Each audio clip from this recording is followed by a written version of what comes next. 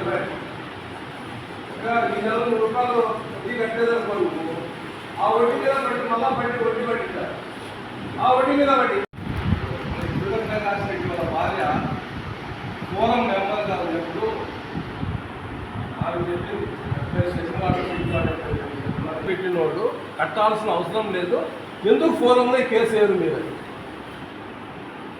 మీరు ఫోరంలో కేసు వేయండి, మేము చెప్తాము వాళ్ళకి ఆన్సర్ అని. కానీ ఫోరంలో ఎవరు ఇంతవరకు మేము ఎందుకు కట్టాలని ఎవరు ఎవిడెన్స్ పెట్టిన ప్రయత్నం చేసినాం, ప్రయత్నం చేయడంలో అయితే కోర్టుకు పోయినాక కోర్టులో వాళ్ళు డిఫాల్టర్ పెట్టి డబ్బు కట్టారు, డిఫాల్టర్ అని వేసిన తర్వాత వాడు మ్యాజిస్ట్రేట్కు గిఫ్ట్ ఇస్తాయి కంపెనీ వాళ్ళు, జిల్లా జడ్జిలకు, మేము డబ్బులు పెట్టుబడి పెట్టినాం కదా, మా డబ్బులు రావాలి కదా అని.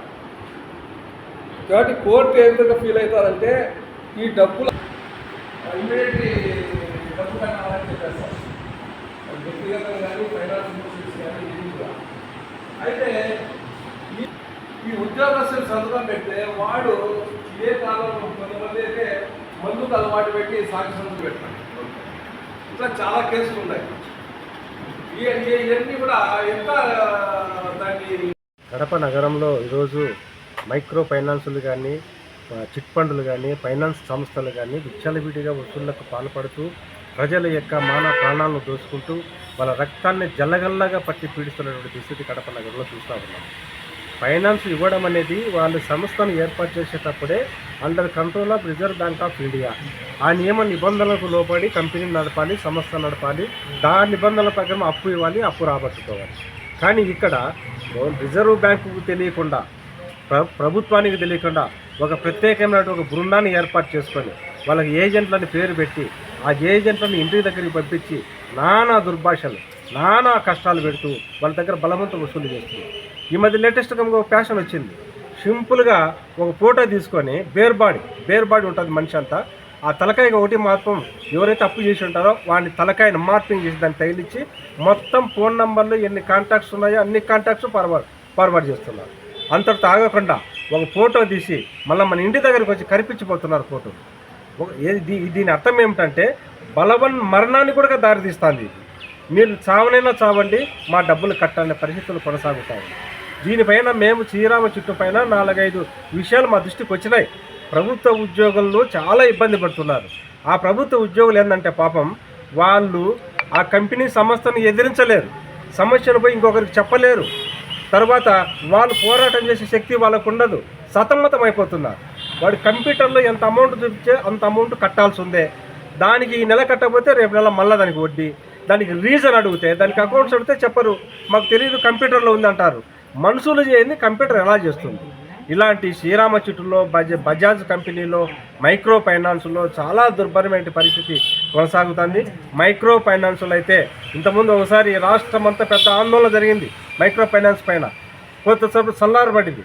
మళ్ళీ ఈరోజు రాజమండ్రి నుంచి, విశాఖపట్నం నుండి, కాకినాడ నుంచి వచ్చి 1 లక్ష రూపాయలు 2 లక్షలు తీసుకొని వచ్చి వారం కంతులకు ఇచ్చి పోయేటప్పుడు ఒక నెల కూడా మళ్ళీ 10 లక్షలు దాన్ని సొమ్ము చేసుకొని పోతున్న పరిస్థితి ఉంది. మా ఉద్దేశం ఏమిటంటే అప్పు ఇవ్వడం కానీ అప్పు తీసుకోవడం కానీ తప్పని మేము అభిప్రాయపడడం లేదు, అది తప్పు కాదు. మనుషుల అవసరాలు ఉన్నాయి, అప్పు చేస్తారు, అప్పు తీరుస్తుంటారు. కానీ బలవంత పోషులు ప్రాణం మీదకి తీసుకొచ్చి గొంతు మీద కత్తి పెట్టి నువ్వు ఖచ్చితంగా కట్టాల్సి ఉందని చెప్పి వేధించడం, మనకి ఎవరైతే షూరిటీ ఇచ్చింటారో వాళ్ళ షూరిటీ దానిలో ఇంటికాడికి పోవడము. రిజర్వ్ బ్యాంక్ ఇండియాలో ఈ reserve bank of India rules ఎట్లుంటాయంటే షూరిటీ ఇచ్చిన వ్యక్తిని మనిషి బ్రతికున్నంత వరకు అతను అడగకూడదని రూల్ ఉంది.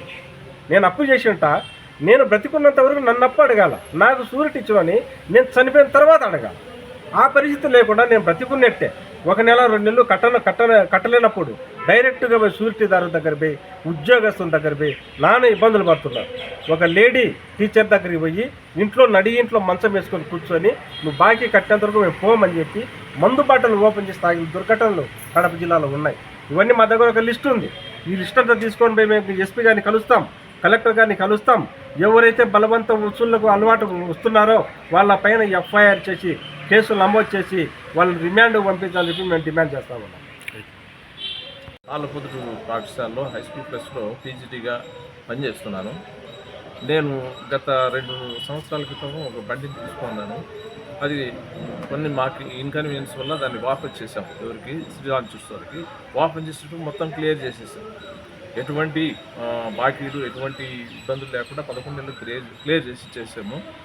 ఆ తర్వాత వాళ్ళు బండిని హ్యాండ్ ఓవర్ చేసుకున్నప్పుడు క్లియరెన్స్ రెడీ కూడా నాకు సీజింగ్ లెటర్ ఇచ్చినారు.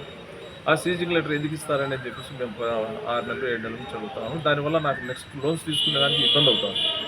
ఈ ఇబ్బందుల వల్ల చాలా వాళ్ళతో ఫైట్ చేస్తాం. కానీ ఏది చెప్పినా వాళ్ళు మనం తగ్గించి చెప్తున్నారు.